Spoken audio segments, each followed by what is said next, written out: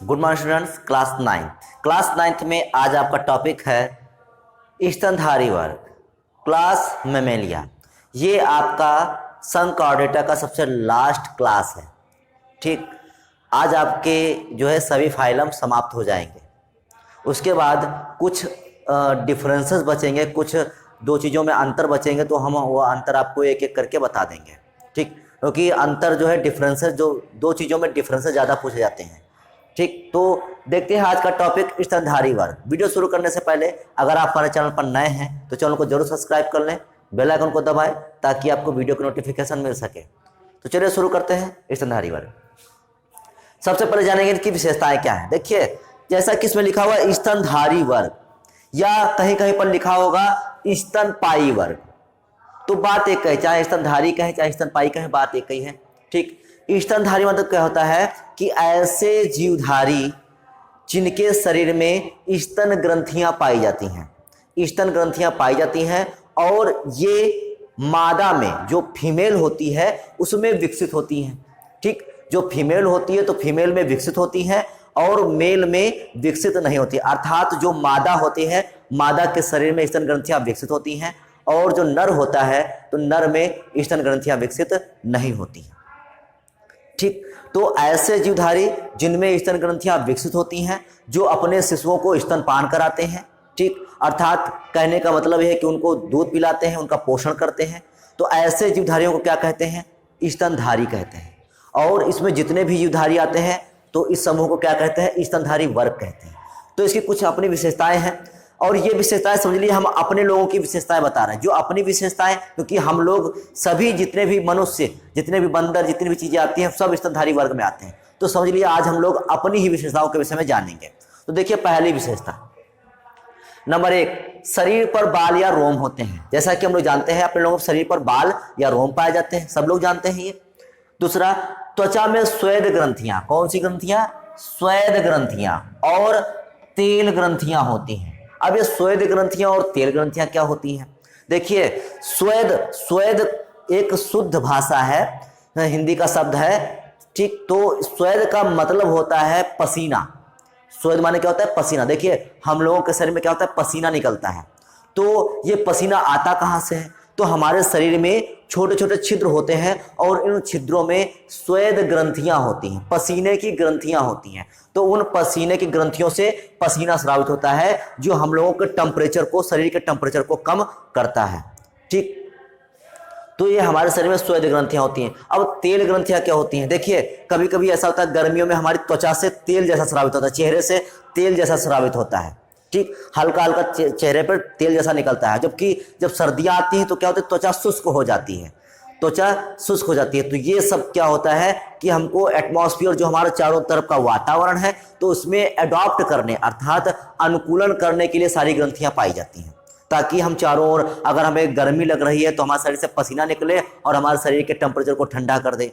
ठीक, तो इसलिए स्वेद ग्रंथियां होती है। तेल ग्रंथियां क्यों होती हैं? क्योंकि जब हमारी त्वचा, जैसे गर्मी चल रही है तो गर्मी में क्या होती है, तो जो हमारी त्वचा होती है बहुत ज़्यादा सूखने लगेगी, तो इसलिए हमारे शरीर से जो है तेल जैसा स्रावित होता है, जो हमारी त्वचा को सूखने से बचाता है। ठीक, तो इसी कारण से हमारे लोग त्वचा में स्वेद ग्रंथियां और तेल ग्रंथियां होती हैं। अगला, इनमें स्तन ग्रंथियां होती हैं। जैसा कि हम आपको बता ही चुके हैं कि स्तन ग्रंथियां होती हैं, इसलिए तो हम लोग स्तनधारी हैं, तो इसीलिए इन जंतुओं को स्तनधारी कहते हैं। ठीक, अगला, इनमें वाह्य कर्ण या पिन्ना होते हैं। अब देखिए, वाह्य कर्ण क्या होता है? देखिए, अपने लोगों के जो ये कान होते हैं, तो इनको हम कान नहीं कहते, जो हमारा ये वाह्य कर्ण, क्योंकि हम लोगों में तीन भाग होते हैं कान के।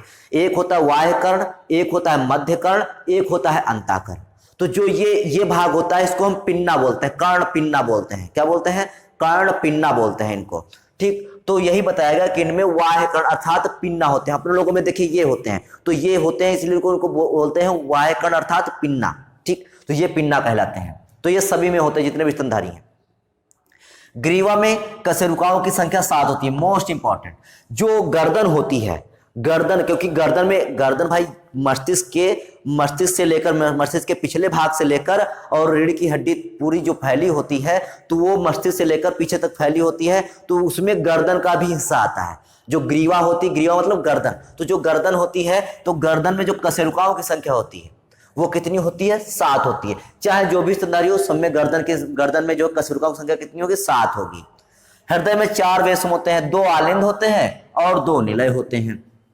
जैसा कि हम लोग जानते हैं, चाहे मनुष्य हो चाहे जो भी जीवधारी हो, सब में 4 वेशमी अर्थात 4 कक्षीय हृदय पाया जाता है, जिसमें ऊपर 2 आलिंद होते हैं, नीचे के 2 निलय होते हैं। ठीक, अगला, इस वर्ग के जंतु शिशुओं को जन्म देते हैं। मोस्ट इंपॉर्टेंट, इस वर्ग के जंतु किसको जन्म देते हैं? शिशुओं को जन्म देते हैं, लेकिन अपवादों को छोड़कर। ठीक, तो इस वर्ग के जंतु शिशुओं को जन्म देते हैं और उन्हें दूध पिलाते हैं। देखिए, आपसे पूछा जाएगा कि कौन से वर्ग के जंतु शिशुओं को जन्म देते हैं, तो क्लास मेमेलिया जो होते हैं वो शिशुओं को जन्म देते हैं। दूसरी बात क्या है कि जब ये शिशुओं को जन्म देंगे तो इन जंतुओं को कहेंगे, तो हम कहेंगे क्या? तो इनको कहेंगे हम जरायुज कहेंगे। क्या कहेंगे? जरायुज। जो बच्चों को जन्म दे उनको जरायुज कहेंगे, जो अंडे को जन्म दे उसे क्या कहेंगे? अंडज कहेंगे। तो अंडज एंड जरायुज, तो जरायुज जो बच्चे को जन्म दे। ठीक, जबकि कुछ ऐसे जंतु होते हैं, देखिए एकदम से तो मनुष्य का विकास नहीं हो गया होगा, पहले उसके निम्न कोटि के जंतु आए होंगे, फिर थोड़ा सा और विकास हुआ होगा, फिर और विकास हुआ, फिर जाकर मनुष्य का निर्माण हुआ होगा। ठीक, तो इस प्रकार से जो मेमेलिया वर्ग है, तो उसमें जो सबसे निम्न कोटि के जंतु आते हैं, जैसे अपवाद स्वरूप एकेडिना। ठीक, इसको चींटी खोर भी बोलते हैं, चींटी खाता है। ठीक, तो एकेडिना, प्लेटिपस, आर्निथेरिंकस। ठीक, इस टाइप से जो ये जंतु होते हैं, एकेडिना, प्लेटिपस और आर्निथोरिंकस, तो ये इस टाइप के जो जंतु होते हैं ये अंडे को जन्म देते हैं। ये हैं स्तनधारी ही, ये हैं स्तनधारी ही, लेकिन प्रारंभिक टाइप के स्तनधारी हैं, प्रारंभिक टाइप के स्तनधारी। कुछ ऐसे जंतु होंगे जो देंगे तो बच्चे को जन्म, लेकिन बच्चे को तो जन्म देंगे लेकिन उस बच्चे का विकास पूरा नहीं होगा, तो वो क्या करेंगे? अपनी एक थैली में उस बच्चे को रखकर उसका विकास पूरा करेंगे। मतलब एक अविकसित बच्चे को जन्म देंगे और उस बच्चे को अपनी थैली में रखकर जो है उसका विकास पूरा कराएंगे। ऐसे जंतुओं को जैसे मार्सुपियल जंतु कहते हैं। क्या कहते हैं? मार्सुपियल जंतु। जैसे कंगारू, तो कंगारू में देखा होगा, कंगारू जो होता है अपनी एक थैली होती है, उसके नीचे उसमें एक बच्चे को रखता है, तो उस थैली को कहते हैं मार्सुपियल थैली। क्या कहते हैं? मार्सुपियल थैली। और जो ऐसे जंतु होते हैं उनको क्या कहते हैं? मार्सुपियल जंतु कहते हैं। ठीक, तो वो क्या करते हैं? वो अंडे को जन्म नहीं देते हैं। प्रारंभिक टाइप के स्तनधारी क्या करते हैं? वो अंडे को जन्म देते हैं। ठीक, लेकिन जो उससे विकसित होते हैं जैसे कंगारू वगैरह, तो वो अविकसित बच्चे को जन्म देते हैं, डेवलप बच्चे को जन्म देते हैं, अविकसित बच्चे को जन्म देते हैं और फिर अपनी थैली में रख लेते हैं। और जब थैली में रख लेते हैं उसको, फिर उसका विकास धीरे धीरे उसमें पूरा होता रहता है। तो ऐसे जंतु को मार्सुपियल जंतु बोलते हैं। और जो मनुष्य जैसा उच्च कोटि का जंतु है वो क्या करता है? वो सीधे बच्चों को जन्म देता है। ठीक, तो वही लिखा हुआ है, अपवाद स्वरूप एकेडिना अर्थात चींटीखोर, प्लेटिपस, आर्जुनरिंकस जैसे जंतु अंडे को जन्म देते हैं।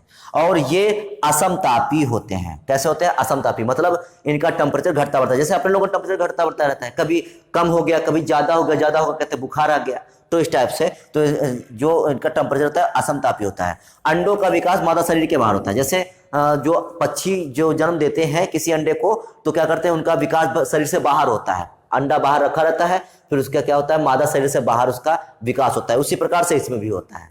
ठीक, अगला इसका उदाहरण कौन सा? जैसे चमगादड़। अब मोस्ट इंपॉर्टेंट, चमगादड़ देखिए क्या है, आधे लोग सोचते हैं कि चमगादड़ एक पक्षी है। आप लोग भी ये जानते हो कि चमगादड़ चमगादड़ पक्षी नहीं है, जबकि चमगादड़ क्या है? स्तनधारी है। चमगादड़ में सारी विशेषताएं पाई जाती हैं, इसलिए चमगादड़ को पक्षी नहीं कहा जाता है। ठीक, और उसके जो पंख हैं, उसकी आंतरिक संरचना और मनुष्य के हाथों की संरचना सब एक ही जैसी होती है, इसलिए चमगादड़ को हम स्तनधारी वर्ग में रखते हैं। ठीक, व्हेल। अब व्हेल क्या है? एक मछली है। आपसे पूछा जाएगा व्हेल मछली नहीं है तो क्या है? तो व्हेल मछली नहीं है तो एक स्तनधारी है। क्यों? क्योंकि व्हेल मछली में भी क्या सब यही विशेषताएं पाई जाती हैं। तो व्हेल रहती तो समुद्र में है और उसका आकार भी मछली जैसा है, लेकिन वो मछली नहीं है बल्कि क्या है? एक स्तनधारी है। बहुत इंपॉर्टेंट चीजें हैं, बहुत ध्यान रखना है।